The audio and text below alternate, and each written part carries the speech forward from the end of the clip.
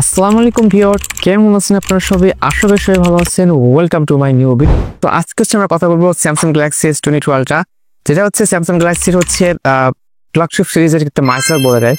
আর এইটা বছর থেকে কিন্তু যতগুলো ফোন বর্তমানে আসছে, Samsung Galaxy S23, S24, S25 সবগুলো কিন্তু এই একই ডিজাইন কিন্তু প্যাটার্ন তুমি ফলো করছে। শুরুতে কথা বলবো এই ফোনের ডিজাইন নিয়ে।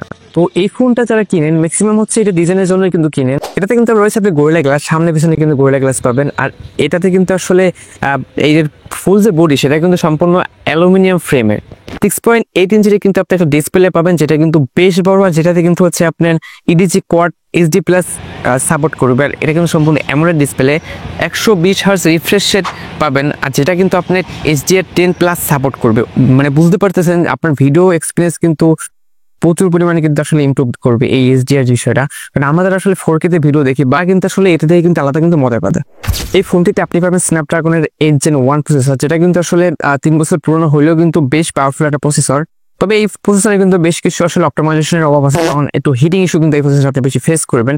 তবে এই স্যামসাং গ্যালাক্সি S22 আলট্রা যে আসলে এর যে বডি, আসলে এটা যে আসলে সাইজ, তাতে হচ্ছে যত তাড়াতাড়ি গরম হয় ঠিক তত তাড়াতাড়ি কিন্তু এটা কিন্তু ঠান্ডা করে ফেলেছে। কারণ আমি গেমিং করে দেখেছি, আসলে পাবজি হচ্ছে আমি টানা হচ্ছে 1 ঘন্টা খেলেছি। তো সেখানে হচ্ছে আপনার এভারেজ টেম্পারেচার কিন্তু হচ্ছে আপনার 41-42 পর্যন্ত উঠে গেছে। আপনি স্টোরেজ সেকশনে হচ্ছে আপনি পাবেন হচ্ছে এটা তিনটা ভেরিয়েন্ট আছে। যেমন একটাতে হচ্ছে আপনার 128 GB, তারপর 256 GB, একটা হচ্ছে 512, একটা 1 TB পর্যন্ত রয়েছে। প্রায় ভেরিয়েন্ট হচ্ছে 512 GB, আর এটাতে হচ্ছে র্যাম রয়েছে 12 GB। এই ফোনের আরো একটা বিষয়, সেটা হচ্ছে এই ফোনের ক্যামেরা। তো 108 মেগাপিক্সেলের প্রাইমারি ক্যামেরা পাবেন, আর সাথে হচ্ছে 10 মেগাপিক্সেলের পেরিস্কোপ টেলিফোটো 10x পর্যন্ত, যেটা আপনি জুম করতে পারবে। আর তারপর রয়েছে আসলে 12 মেগাপিক্সেলের আলট্রা ওয়াইড লেন্স। তো এই তিনটা লেন্স দিয়ে কিন্তু আসলে আপনি ডিএলআর কিন্তু বেশ ভালো কিন্তু ছবি তুলতে পারবেন। আর মূলত আসলে এই ফোনটা নেওয়ার পিছিয়ে কিন্তু আমার কারণ ছিল কিন্তু এই ফোনটা আসলে ক্যামেরা খুব ভালোভাবে কিন্তু ছবি তুলতে পারবেন। তো আমি আসলে ইন ফিউচারে এটা ফুল ক্যামেরা সেটা আমি ভিডিও দিব। আর এটা সেলফি ক্যামেরাতেও কিন্তু বেশ কিন্তু ভালো পরিমাণ ক্যামেরা দিয়েছে। সেটা হচ্ছে 40 মেগাপিক্সেলের কিন্তু আপনি এটাতে সেলফি ক্যামেরা পেয়ে যাবেন, যাতে কিন্তু আপনি আসলে সেলফি থেকে শুরু করে কিন্তু ভিডিও কিন্তু খুব ভালোভাবে কিন্তু করতে পারবেন। এটা সামনের ক্যামেরা আসলে 40 মেগাপিক্সেল হয়, কিন্তু এর ভিডিও কোয়ালিটি বেশ ভালো। এটাতে ইউএসডি-তে আপনি ভিডিও করতে পারবেন সর্বোচ্চ 30 FPS এ। আর যেখানে কিন্তু আসলে এটার লাইটিং পাশাপাশি হচ্ছে কিন্তু খুব ভালো মেইনটেইন ছিল।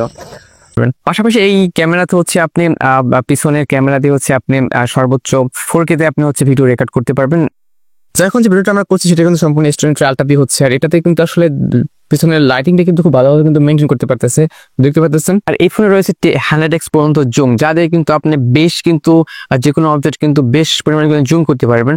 আমি আসলে অনেক জায়গা থেকে জুম করে দেখেছি। তবে একটা জিনিস আমি খেয়াল করছি, সেটা হচ্ছে এটাতে 100x জুম তো দিছে, বাট এটা আপনি 30x পর্যন্ত জুম করলে এটা তার কোয়ালিটি ধরে রাখতে পারে। তারপরে কিন্তু আসলে এটা কিন্তু অতটা বোঝা যায় না। বাট 100x পর্যন্ত আপনি জুম করতে পারবেন, বাট 30x পর্যন্ত জুম করলে আপনার হচ্ছে যে সর্বোচ্চ আসলে এটা তার কোয়ালিটি ঠিক রাখতে পারবে। তবে আসলে যেহেতু এটা 100x দিচ্ছে, জাস্ট একটাই কথা বলতে পারবেন যে জাস্ট শো অফের জন্য আসলে 100x, বাট কাজের ক্ষেত্রে 30x পর্যন্ত কিন্তু ভালো পারফরমেন্স দেয়। তো এখন হচ্ছে আসি এটা ব্যাটারিতে। তো 3 বছর পুরনো একটা ফোন, আর যেটাতে হচ্ছে আপনি 5000 mAh এর ব্যাটারি পাবেন, আর যা কিন্তু 45 ওয়াটের ফাস্ট চার্জিং সাপোর্ট করে। আর যদি আপনি ওয়্যারলেস চার্জারে চার্জ দেন, সেক্ষেত্রে হচ্ছে 15 ওয়াটের ওয়্যারলেস চার্জার পাবেন।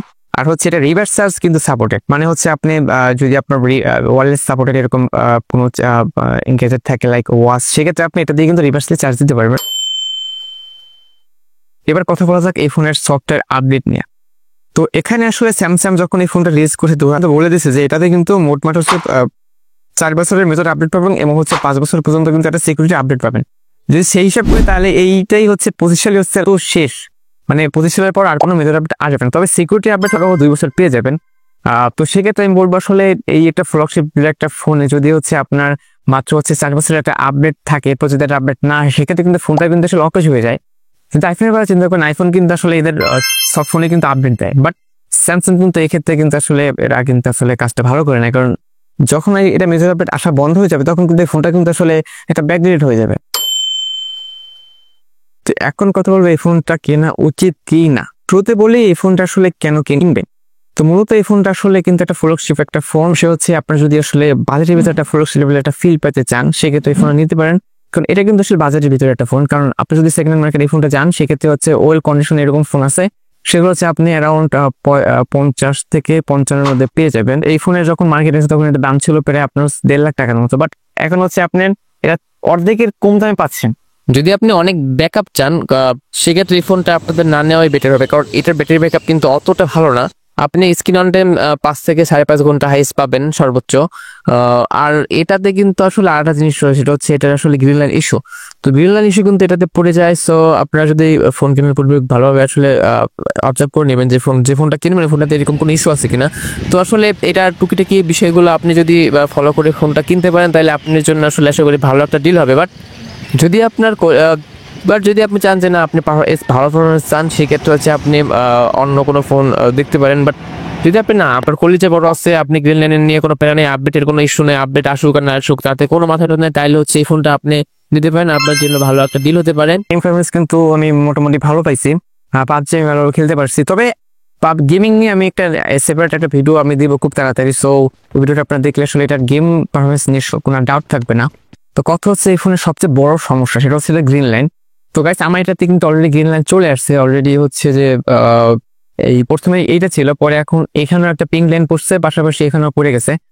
তো এখন কথা হচ্ছে গাইস এই ফোনটা যদি আপনি নিতে চান সেক্ষেত্রে গ্রিন লাইন আসার কিন্তু একটা চান্স রয়ে গেছে। তবে এখানে একটা কথা বলি কি, কোনো ফোনে কিন্তু হচ্ছে আপনার গ্রিন লাইন কিন্তু শুধু আসে না। যদি আপনি গ্রিন লাইন আসার মতো কোনো কাজ করে থাকেন সেক্ষেত্রে কিন্তু অবশ্যই গ্রিন লাইন আসবে। তো কি কি কাজ আছে যেগুলো আমি আপনাকে বলে দিচ্ছি। ফার্স্ট হচ্ছে আপনার ওভারহিটিং। তো আপনি আসলে এই ফোনটা কিন্তু বেশ কিন্তু হিট হয়। সো আপনার কিন্তু অলওয়েজ একটা ফ্যান ইউজ করতে হবে যখন আপনি গেম টেম খেলবেন। আর হচ্ছে আপনার যেহেতু এই ফোনটাতে আসলে Gen 1 এর প্রসেসর ইউজ করা হয়েছে, Gen 1 কিন্তু বেশ হেভি একটা প্রসেসর, আর এটা কিন্তু আসলে অতটা অপটিমাইজ না, যার কারণে কিন্তু বেশ হিট জেনারেট করে। তো আরেকটা হচ্ছে অনেকে মনে করতে পারেন যে এটাতে আসলে আপডেটের কারণে কিন্তু ফোনে গ্রিন লাইন আসে, বাট আমি একটা বিষয় ক্লিয়ার করতেছি গাইস, আপডেটের কারণে কিন্তু কোনো ফোনে গ্রিন লাইন আসে না। এটা কিন্তু আমাদের সবার ভুল ধারণা। মূলত হচ্ছে যখন আপনি আপডেটটা দেন তখন ফোনটা বেশ গরম হয়, তো গরমের কারণে কিন্তু হচ্ছে আপনার গ্রিন লাইনটা আসে। তো সেক্ষেত্রে কি কাজ করতে পারেন, যখন আপনি আপডেটটা দিবেন তখন হচ্ছে চেষ্টা করবেন যে ফোনটাকে হচ্ছে যে এক কথা হচ্ছে আপনি ফ্রিজের ভিতরে ঢুকিয়ে দেন। ঠিক আছে, আপনি নর্মালি দিয়ে রাখেন, আপডেট হোক বের করেন, তাহলে এরকম হবে না। কারণ এই ফোনে আসলে গ্রিন লাইন যারা ফেস করতেছে প্রত্যেকের একটাই কথা, সেটা হচ্ছে যে আপডেট দেওয়ার পর ফোনটা গ্রিন লাইন পড়ছে, মানে আপডেট দেওয়ার পর মানে হচ্ছে কেন অতিরিক্ত গরম হয়ে কিন্তু ফোনে গ্রিন লাইন পড়ে আসছে। তো যদি S28 সম্পর্কে আর কোনো কিছু জানা থাকে আমাকে জানাবেন। সো আমি ইনশাল্লাহ নেক্সট ভিডিওতে আপনাদের সাথে সেটা নিয়ে কথা বলবো। ওকে, সো ধন্যবাদ সবাইকে, আর আপনি মাই চ্যানেল।